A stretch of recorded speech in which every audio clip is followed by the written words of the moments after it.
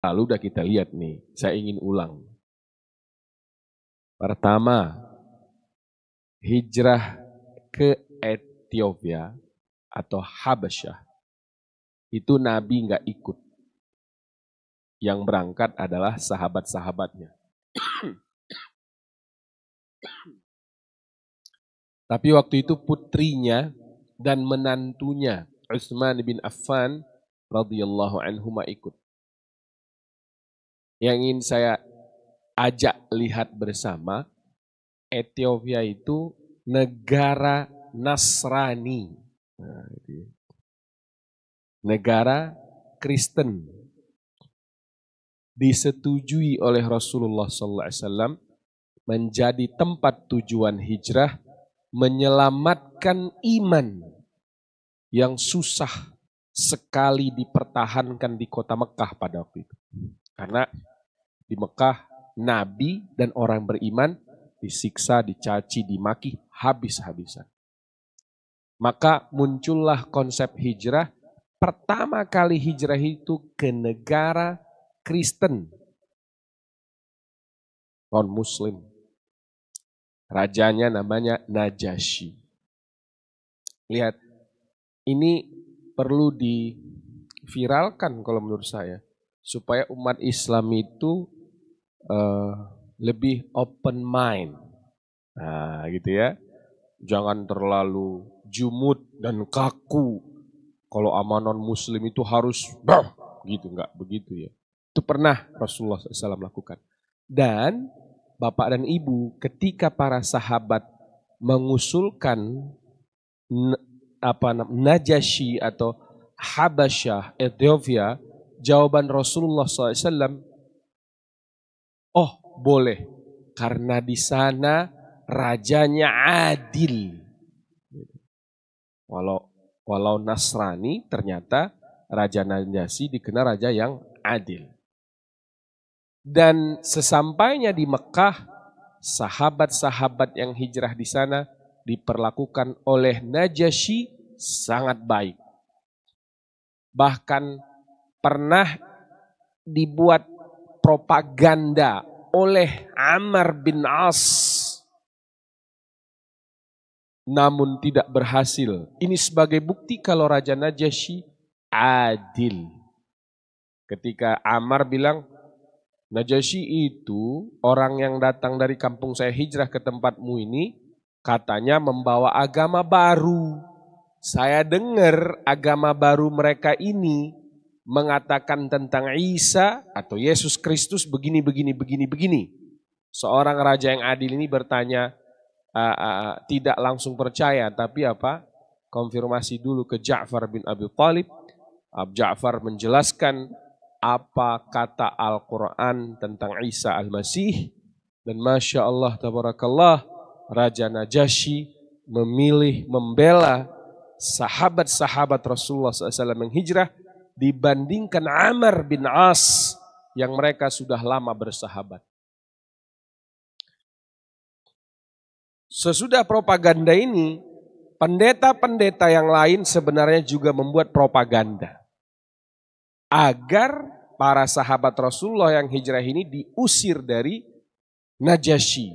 Tetapi Masya Allah tabarakallah, Raja Najasyi lagi-lagi membuktikan keadilannya dengan membuat konfirmasi antara keraguan para pendeta dengan ajaran Rasulullah SAW. Semua terjawab di ayat-ayat Al-Quran yang indah.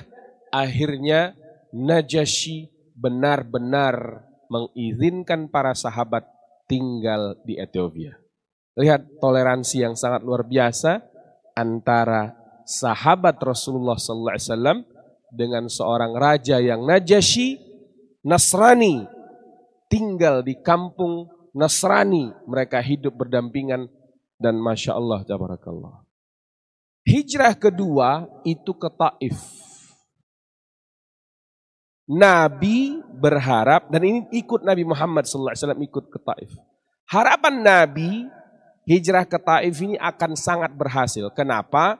Karena Nabi kecil di Taif.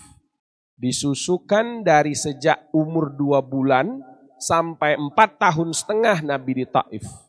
Tapi apa yang terjadi? Sesampainya di Taif, Nabi dilempar, dicaci, dimaki, habis-habisan. Yuk kita lihat lagi bareng-bareng ya. Ini butuh dicek nanti sama bapak-bapak di Google. Ulang-ulang ceritanya di kepala sangat, karena ini sangat mengajarkan kita, terbukalah. Lihat ya Pak ya. Ketika Nabi dilempar, dicaci, dimaki, Nabi mencari tempat untuk istirahat sampai di kebun anggur. Pemiliknya itu orang Mekah. Pemiliknya orang mana? Orang Mekah. Yang selama Nabi dakwah di Mekah, pemilik kebun ini benci banget sama Rasulullah SAW. Tapi lihat Pak, ini susah ini kita ngamalkan ini ya. Kebencian kita kadang-kadang ke seseorang itu tidak beralasan, dan bencinya itu A sampai Z, tidak ada tawar-menawar.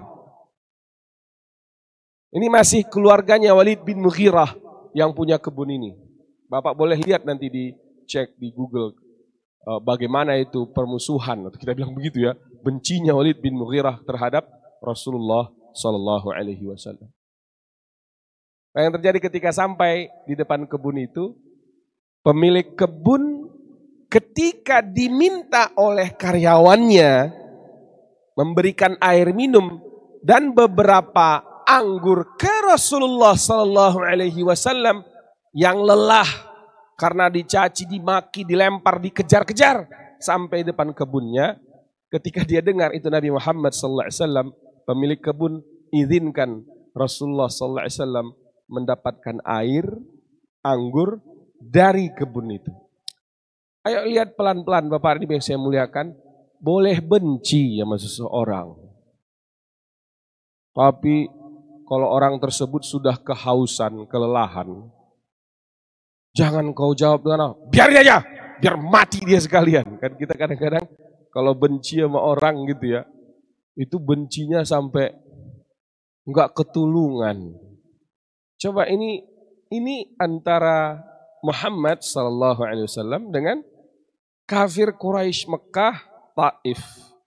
Ketika yang membenci Rasulullah dari kafir Quraisy Mekah melihat Nabi kelelahan, kebencian dia ke Rasulullah sallallahu alaihi wasallam, mendengar dakwahnya di Mekah tidak membuat rasa kemanusiaannya apa?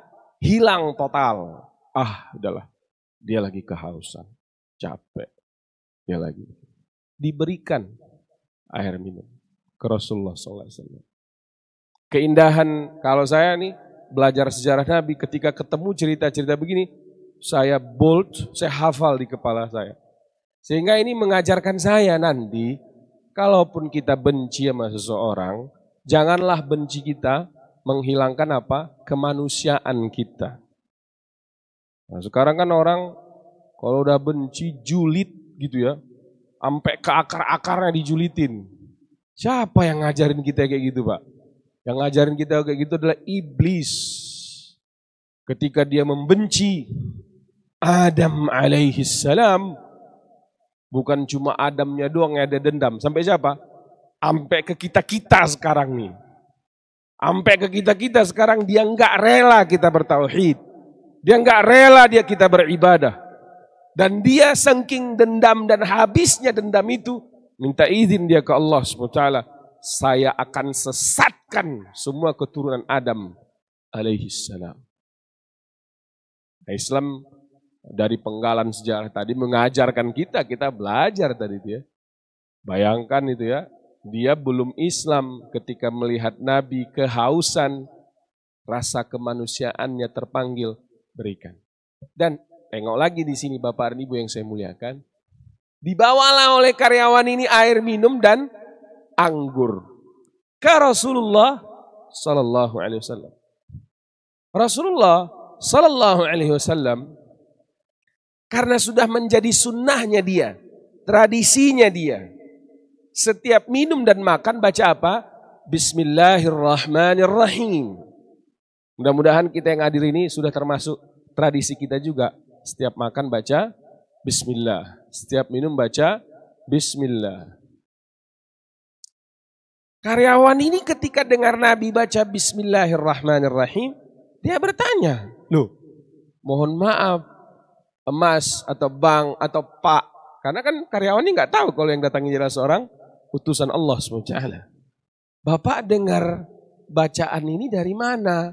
Karena di kampungku bacaan ini sudah viral.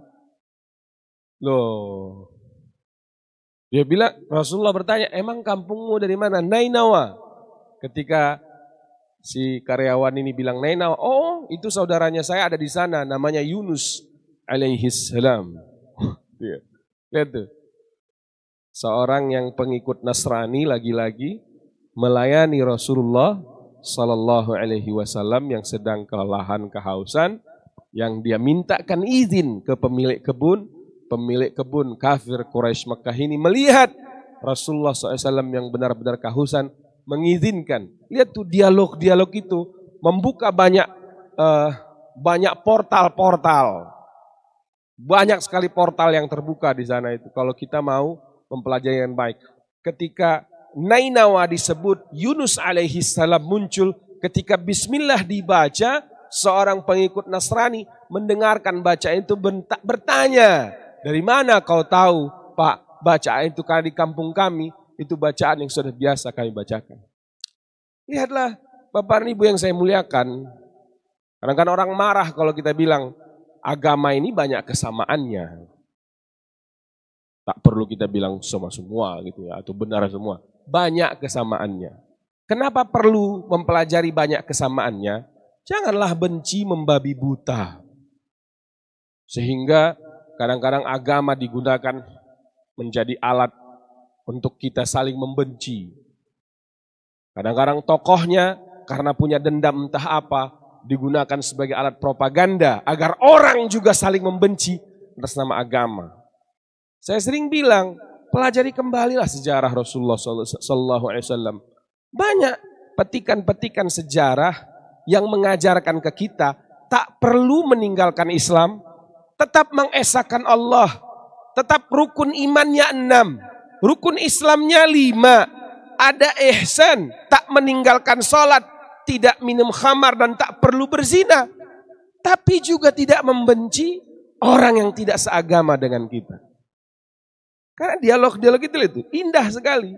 Bagaimana tadi Najasyi sekarang ketemu dengan Nainawa.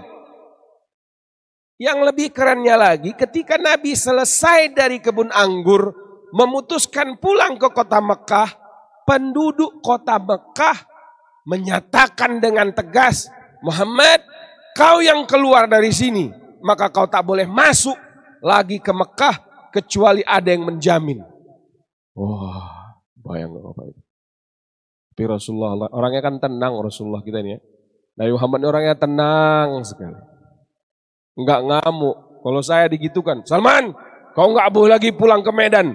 Karena kau sudah putuskan berdakwah di Jakarta. Jangan sampai masuk ke kota Medan. Wah, kalau aku digitukan, aku bikin pula sayap dari kota Medan sendiri kan. Bagaimana kita lawan itu kekuatan, biar kita bisa masuk lagi ke kota Medan. Karena emosi. Sekarang perlu banyak belajar agar kita beragama tidak dengan emosi. Belajarnya dari mana? Kayaknya sekarang kita harus belajar dari sumber utama sama-sama. Jangan telan mentah-mentah termasuk dari penceramah. Ya. Maka perlu belajar dari sumber utama. Apa itu? Al-Quran. Hadis Rasulullah SAW. Penggalan sejarah Rasulullah SAW. Karena tiga-tiga ini adik kakak kandung ini. Yang akan menurunkan ilmu tauhid, ilmu fiqih, ilmu faraid, ilmu tasawuf, dan ilmu-ilmu yang lainnya. Dari sini ketika kita mempelajari 3 sumber yang luar biasa ini, kita bisa mendapatkan bahan baku yang original. Kan setiap kita ini punya daya nalar fikir yang Allah titipkan di kepala kita masing-masing, yang bila kita gunakan ayat-ayat suci, sabda-sabda Nabi, peristiwa-peristiwa hebat di kehidupan Rasulullah SAW bisa kita racik menjadi pegangan kita beragama. Apa yang terjadi ketika Nabi ingin kembali ke kota Mekah? Enggak boleh Nabi masuk ke kota Mekah kecuali ada yang jamin. Masya Allah, tabarakallah. Cek lagi-lagi di Google aja ceknya. Siapa nama Nabi yang menjamin Nabi? Itu kalau nggak salah 3 atau 5. 3-3-nya atau 5-5-nya adalah orang kafir Quraisy Makkah Al-Mukarramah yang belum masuk Islam.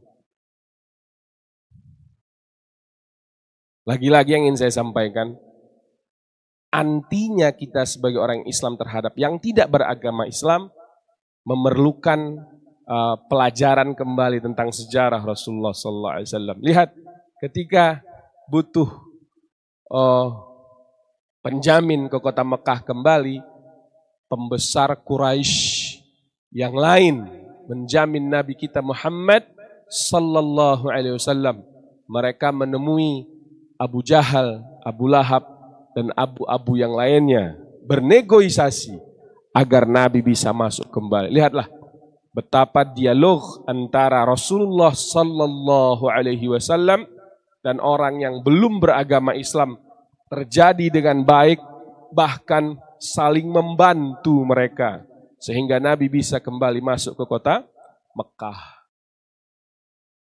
Bapak dan Ibu yang saya muliakan, tak lama setelah pulang hijrah dari Taif, Nabi mulai menyusun strategi hijrah ke kota Madinah. Nabi menemui orang-orang Madinah yang datang haji, menjelaskan Islam ke mereka, terutama suku-suku di sekitar kota Mekah. Sesudah bertemu dengan beberapa suku, akhirnya Nabi salah satunya ketemu dengan Aus dan Khazraj yang asalnya dari Yathrib. Aus dan Khazraj selama di Yathrib tinggal berdampingan, tapi kayak kucing sama tikus. Berantem aja, diadu domba oleh Yahudi dan Nasrani Madinah atau Yathrib pada waktu itu. Ketika Aus dan Khazraj mendengarkan ajaran Rasulullah Sallallahu Alaihi Wasallam, Aus dan Khazraj tertarik masuk Islam. Akhirnya di gelombang pertama ini 12 orang masuk Islam. Apa yang terjadi? Pulang mereka ke Madinah, mereka cerita lagi tentang Rasulullah Sallallahu Alaihi Wasallam. Tahun berikutnya mereka ketemu lagi dengan Rasulullah Sallallahu Alaihi Wasallam, masuk Islam hampir 70-an orang. Apa yang disampaikan Nabi ke Aus dan Khazraj? Itu yang dirindukan oleh Aus dan Khazraj selama ini. Apa itu? Kita ini punya hak yang sama sebagai manusia. Jangan saling menumpahkan darah, jangan saling membunuh, apalagi antara sesama kita manusia. Oh, itu dirindukan sekali oleh Aus dan Khazraj. Mereka masuk Islam hampir 70 orang. Kemudian Nabi akhirnya memutuskan untuk hijrah ke Madinah pada tahun setelah 70-an orang ini masuk Islam. Waktu menuju Madinah, Nabi membutuhkan pemandu jalan yang membawa Nabi dari jalan yang tidak biasa, karena Nabi dikejar-kejar oleh kafir Quraisy Mekah. Dapatlah seorang pemandu jalan namanya Abdullah bin Uraiqid yang waktu itu masih musyrik. Sebuah perjalanan sakral, dikejar-kejar, tapi rezekinya yang mengetahui jalan yang tidak biasa itu Abdullah bin Uraiqid diterima oleh Nabi Muhammad sallallahu alaihi wasallam. Jalan Nabi dari Mekah menuju Madinah bersama Abu Bakar As-Siddiq dibimbing oleh seorang yang belum masuk Islam. Masya Allah, tabarakallah, perjalanan hijrah itu berhasil sampai Nabi ke kota Madinah. Hijrah ini membawa perkembangan Islam yang sangat luar biasa hingga sampai ke kita hari ini. Ada nama seorang non-muslim tercatat di hijrahnya Nabi Muhammad SAW dari Makkah ke Madinah. Apa yang ingin kita pelajari bersama dari peristiwa-peristiwa ini? Lagi-lagi toleransi. Lagi-lagi kita boleh hidup berdampingan dengan agama yang bukan Islam, tapi tidak berperang, tidak saling membenci, tidak saling mengganggu atas nama apapun. Kalau ada orang yang bikin propaganda, orang yang bikin konspirasi, orang yang mengadu domba, kita sebagai orang yang menganut agama Islam yang dasar utama ketika menerima info adalah konfirmasi, check and recheck again, harus kita amalkan. Jangan datang berita apa dibuat oleh siapa, langsung percaya, langsung bereaksi, langsung caci mencaci, maki memaki atas nama agama. Sangat kita sayangkan itu terjadi ya. Sangat kita sayangkan itu terjadi. Harusnya umat Islam itu diajarkan oleh Allah SWT, jika datang pembawa berita, maka klarifikasi. Sekarang berita bermacam ragam sampai di tangan kita melalui WhatsApp, melalui Instagram, melalui Facebook, melalui Reel di Instagram, di YouTube, TikTok. Wah, menguasai sekali. Luar biasa. Kadang-kadang kita memaki orang cuma gara-gara berita di TikTok di zaman ini. Kita saling yang repot lagi bapak-bapak, ibu-ibu ya. Makanya saya buka kajian ini beberapa kali ini di mana-mana sekarang. Kadang-kadang berita itu mengadu domba antara umat Islam dengan umat Islam. Antara orang yang sholatnya sama-sama menghadap Ka'bah. Antara sesama orang yang puasanya di Ramadan. Yang kitab sucinya Al-Quran. Yang Tuhannya juga Allah Subhanahu wa Ta'ala. Cuman ada perbedaan tipis saja. Ibarat kopi, satu robusta, satu arabica doang sebenarnya perbedaannya.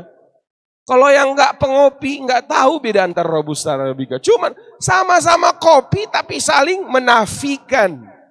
Sama-sama beragama Islam, nggak tegur sapa, cuma gara-gara satu nyingkrang, satu nggak nyingkrang. Innalillahi wa inna ilaihi raji'un.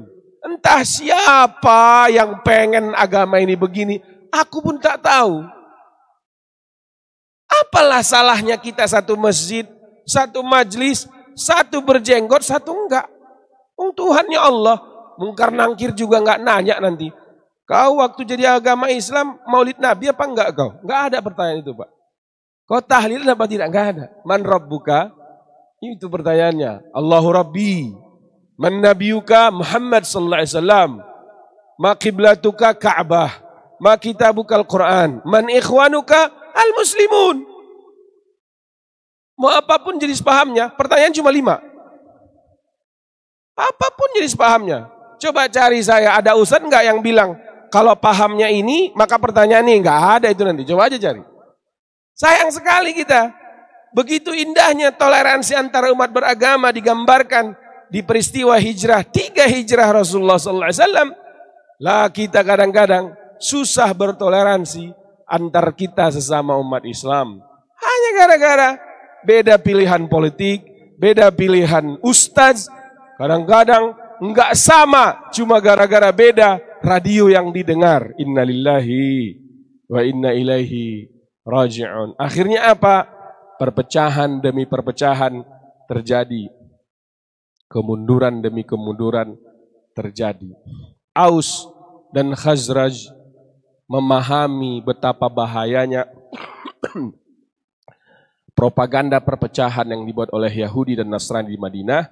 Mendengarkan Nabi Muhammad SAW menjelaskan tentang persatuan antara umat manusia, mereka terima Rasulullah SAW Akhirnya lihat tuh, Madinah bersinar, Madinah berkembang, Madinah maju. Madinah disebut Al-Munawwarah karena menerima ajaran Islam yang sangat lengkap. Madinah Al-Munawwarah akhirnya mampu mendirikan Madinah oleh orang Aus dan Khazraj itu sendiri, dan pemecah belah Madinah akhirnya keluar dari Madinah berkat kesepakatan yang disebut dengan apa? Piagam Madinah. Keren sekali strategi Aus dan Khazraj menyingkirkan orang yang suka memecah belah antara sesama mereka. Bapak dan Ibu yang saya muliakan, perkembangan agama Islam ini sudah sangat luar biasa, hebat sekali dari masa ke masa. Dari Rasulullah SAW masih ada, Khulafa ar-Rashidin, Bani Umayyah, Bani Abbasiyah, muncul beberapa dinasti sampai akhirnya Ottoman, hancur Ottoman sampai akhirnya kita sekarang. Problem yang harus kita selesaikan bersama adalah komprehensifnya individu muslim mempelajari Islam itu sendiri sehingga memunculkan manusia-manusia yang brilian terhadap agamanya sendiri, paham betul agamanya, tahu bagaimana memainkan agamanya dalam kehidupannya sehari-hari, tahu bagaimana memfungsikan agamanya dengan kehidupan berekonomi, bersosial, berpolitik, dan lain-lain sebagainya. Tak pernah menjual agama demi hepeng, tak pernah menjual agama demi jabatan, tapi juga tidak menjadi orang yang anti hepeng atau anti politik atau anti yang lain-lainnya. Tapi menjadi orang yang pandai, kayak ikan di laut. Walau berenang ikan tongkol itu di air ikan asin, rasanya gurih, Pak. Ya kan? Ikan asin, ikan tongkol kan berenang di air asin. Tapi ketika tongkol ditangkap, asin enggak? Enggak. Enggak ada, hebat kali. Mantap. Begitulah agama kita ini. Indah betul. Digambarkan oleh Al-Quran, digambarkan oleh Nabi kita Muhammad sallallahu alaihi wasallam, digambarkan oleh perjalanan hidup Nabi Muhammad sallallahu alaihi wasallam. Nah, tapi membutuhkan kita sebagai pemeluknya mempelajarinya dengan baik dan mengamalkannya dengan baik. Dan orang-orang yang sudah mempelajari agama ini dengan baik, ayo sampaikan agama ini dengan baik pula. Dengan sangat baik. Tidak harus menjadi satu paham juga, kita tidak. Beda-beda paham itu bagus. Beda-beda paham itu bagus, Pak. Rahmat bahkan kata Rasulullah SAW. Perbedaan umat itu adalah apa? Rahmat. Perbedaan umat kita apa? Rahmat. Coba kantor ini Islam semua isinya, Pak. Bingung kantor ini pas hari raya Idul Fitri kan? Bingung kantor ini pas hari Jumat. Ada yang enggak Islam. Jadi yang Islam sholat Jumat, yang enggak Islam masih bisa jaga kantor. Enak kan perbedaan itu? Sampai ke situ kalau kita bisa lihat hikmah yang luar biasa dalam perbedaan yang Allah ciptakan. Masya Allah, tabarakallah. Sekali lagi, hijrahnya Rasulullah SAW terjadi 3 kali. Di sana kita bisa mengambil pelajaran betapa hubungan internasional yang diajarkan oleh Nabi antar sesama manusia tanpa melihat agama dan latar belakangnya apa, asal itu untuk kemanusiaan. Rasulullah SAW mengajarkan bisa bekerja sama dengan baik. Ini saja yang bisa saya sampaikan pada siang hari yang berbahagia ini. Semoga bermanfaat, semoga bisa kita amalkan. Wabillahi taufiq wal hidayah. Mohon maaf atas segala yang salah. Assalamualaikum warahmatullahi wabarakatuh.